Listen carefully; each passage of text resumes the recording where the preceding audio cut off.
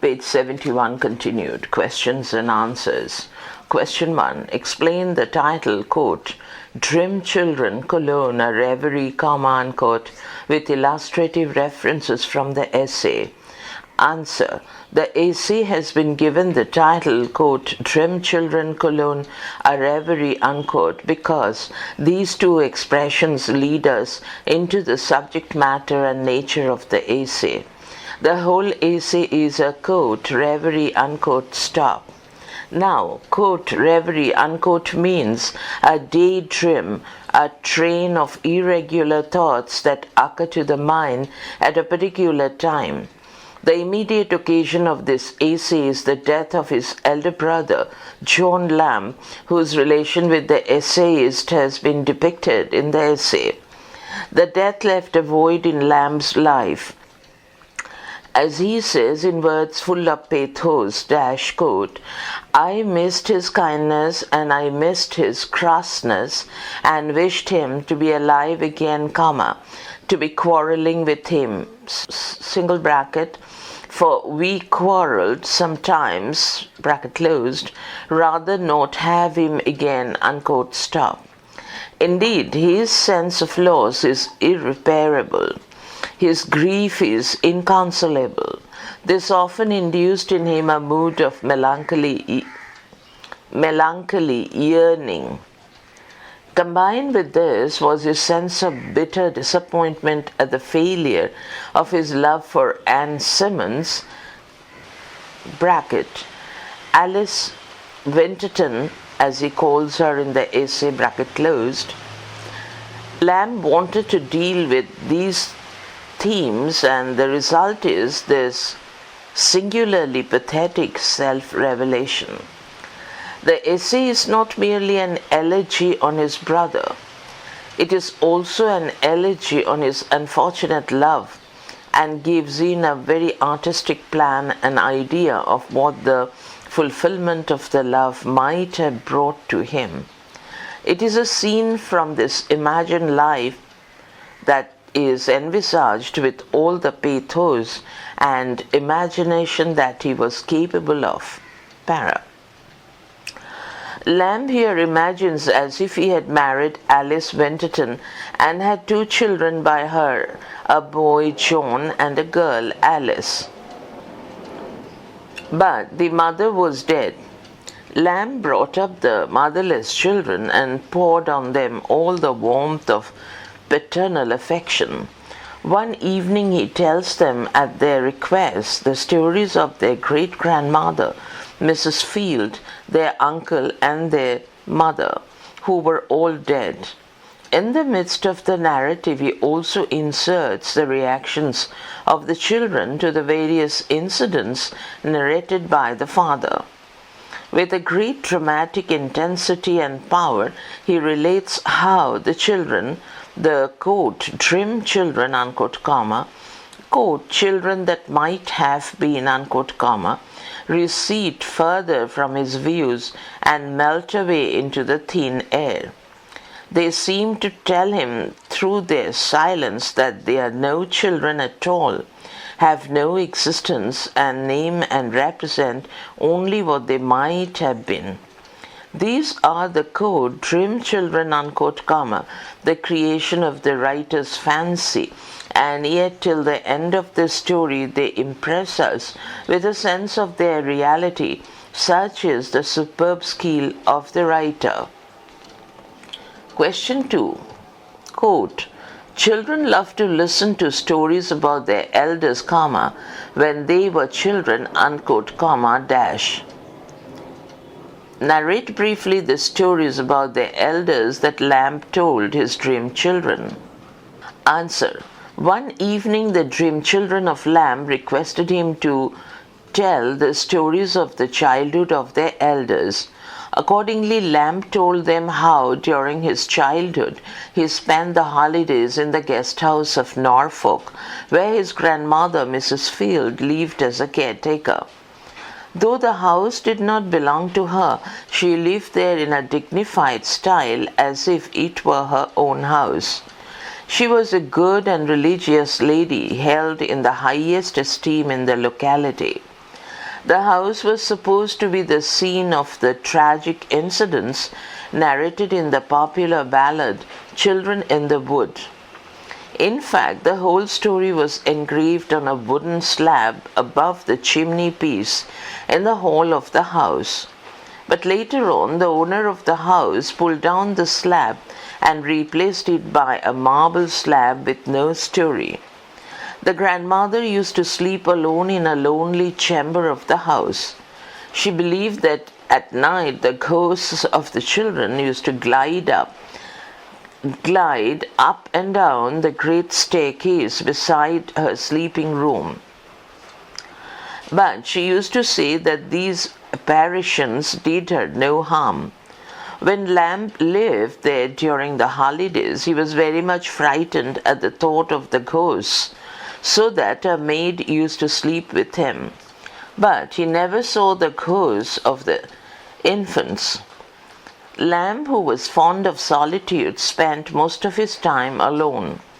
He roamed through the empty rooms, gazed for hours together at the busts of the 12 emperors of Rome installed in the hall. Sometimes he would walk about in the gardens but did not touch the fruits, peaches, nectarines, etc., as they were forbidden fruits. He preferred to watch for hours the busy idle sports of the fishes in the fish pond in the garden. Para. Then Lamb tells the story of his dead brother John, who in his youth was very handsome and spirited. He was fond of riding and hunting. He was like a king to his younger brothers and sisters. When Lamb was lame-footed in his childhood, the elder brother used to carry him over his back for miles. The two brothers sometimes quarreled, but this in no way affected the deep love that bound the two. That brother is dead now. Para. Lastly, Lamb tells the children how he loved Alice Winterton, the now dead mother of the children. He courted her for 7 long years through hope and despair. He told them how bashful their mother was. She was unwilling to respond to his love advances and rejected him. At this point he looked at the children to find how they receded further and were lost to his view. They vanished into the air. His dream was broken. They vanished into the air. His dream was broken, and he found himself seated on his armchair as at the beginning of the dream. Question 3, quote, "It was in this spirit that my little ones crept about me the other evening to hear about their great-grandmother Field," unquote. What was, quote, "this spirit," unquote, stop? What does Lamb tell his children about their great-grandmother Field? Page 73. Answer. Quote, "The spirit," unquote, refers to children's love for hearing stories about the childhood of their elders and their tendency to exercise their imagination so as to form a mental picture of their great-grandfathers or grandmothers whom they had never seen. It is this curiosity which one day led his infants to request him to tell them something about their great-grandmother, Mrs. Field. Lamb gave the following account of his grandmother, Mrs. Field. Para. Grandmother, Mrs. Field, lived in an old great house in Norfolk, the owner of which had shifted to a new and fashionable mansion built in a neighboring village. Mrs. Field lived in the old house as a housekeeper and maintained a style of living as if she were the owner of the house. The house was supposed to be the scene of the tragic incidents narrated in the ballad Children in the Wood. Mrs. Field slept in a lonely chamber in the house and believed that at midnight the ghosts of those infants would glide up and down the great staircase beside her sleeping chamber. But she believed that these innocents would do her no harm. Para. Mrs. Field was a very kind and religious lady. She knew the entire Psalter by heart and a great part of the New Testament. She was loved and respected by everybody. In her youth, she was tall, erect, and handsome. She had the reputation of being the best dancer in the whole country. Later on, she was attacked with cancer, which bent her body in pain, and she had a stoop. But the disease could not break the habitual cheerfulness of her mind. She believed in ghosts and spirits, but she was never afraid of them. In her opinion, the ghosts of the children in the wood which haunted the house would do her no harm.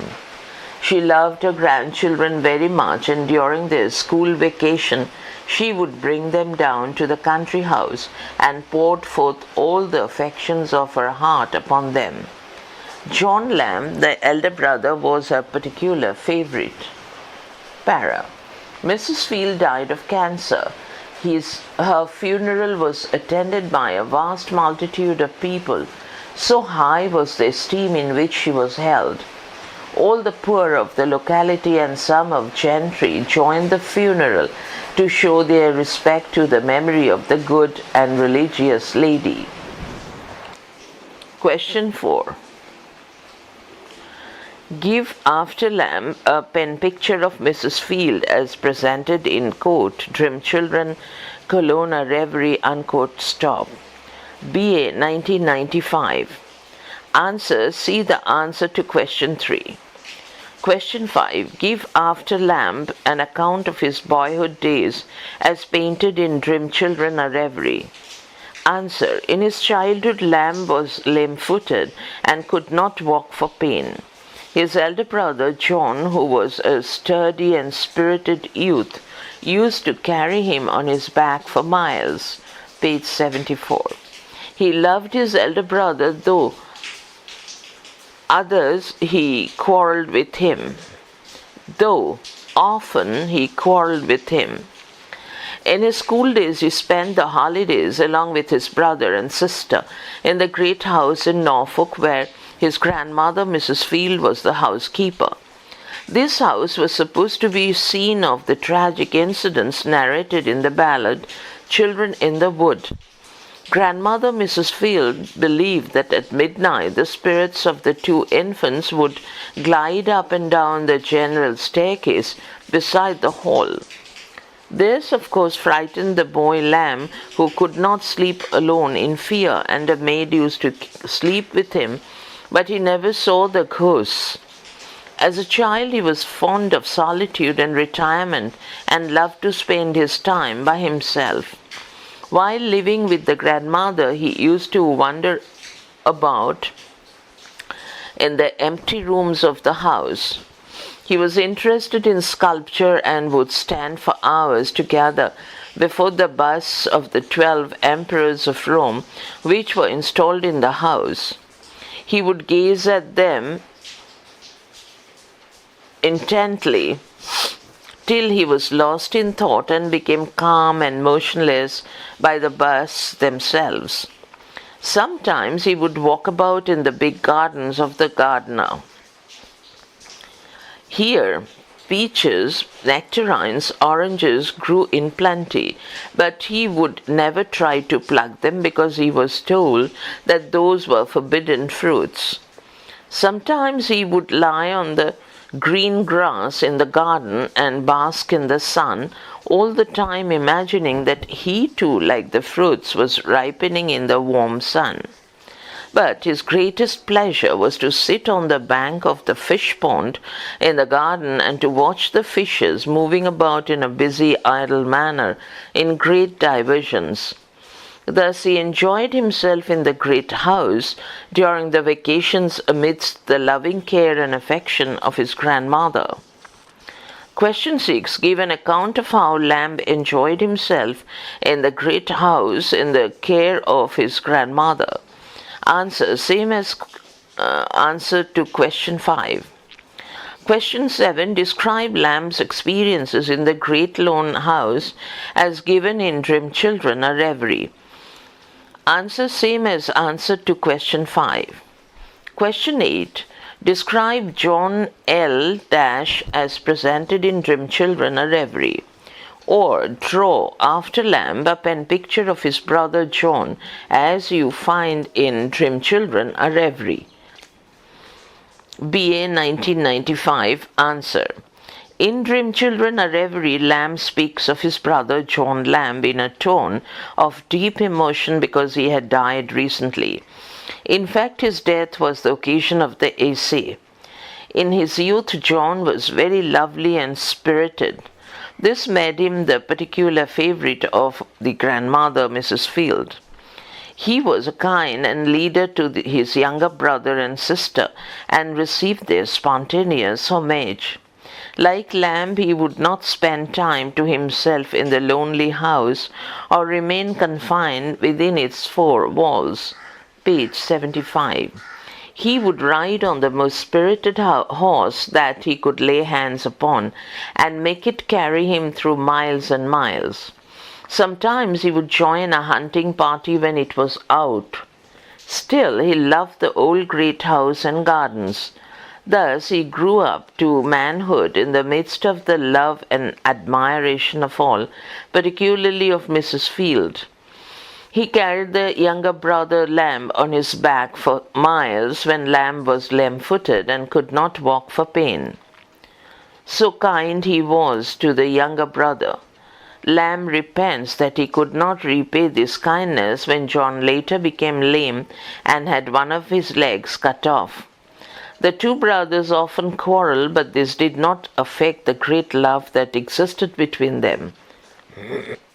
Often Lamb had to put up with violent outbursts of his brother's anger. Still, he loved him very much. This elder brother has died recently, and the death of such a kind brother has created a great void in Lamb's life.